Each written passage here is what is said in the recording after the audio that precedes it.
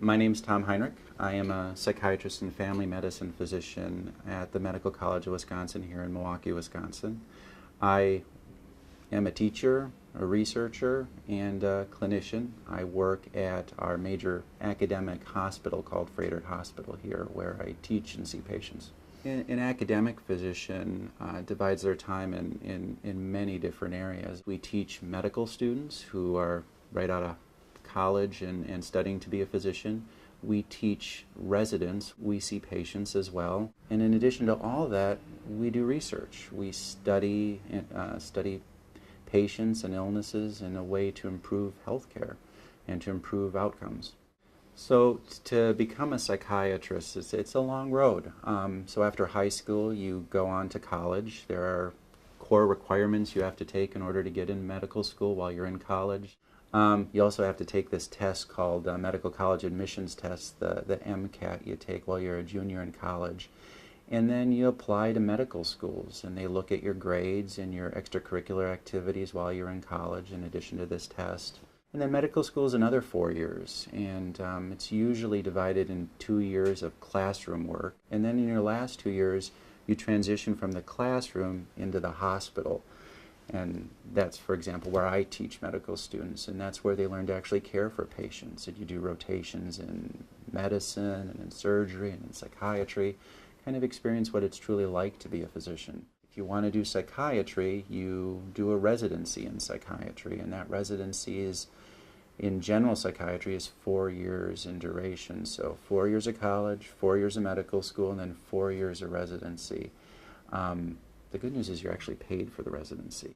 So after you train in general psychiatry, you can do any number of specialties, or subspecialties in psychiatry rather. If you're interested in working with children and adolescents, you can do something called child and adolescent psychiatry, in which you train for an extra 2 years to work with that patient population. If you like law and order, you can do forensic psychiatry and work with patients in the criminal system, doing evaluations if somebody is competent to stand trial, and do kind of interesting things like that.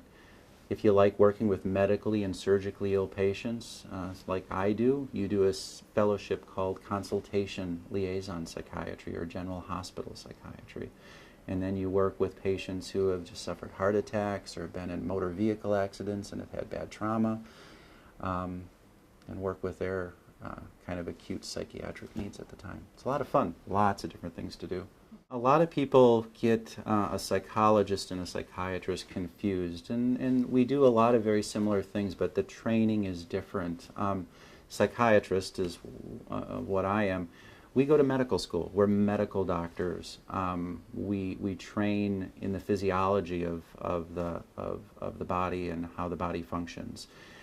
As a result, we can prescribe medications. Psychologists, they go to a graduate school and study psychology or psychiatry and get their PhD, and that's how they function rather than with a DO. They, in most states, can't prescribe medications and tend to do therapy and tend to do those kind of curative and treatment-based therapies.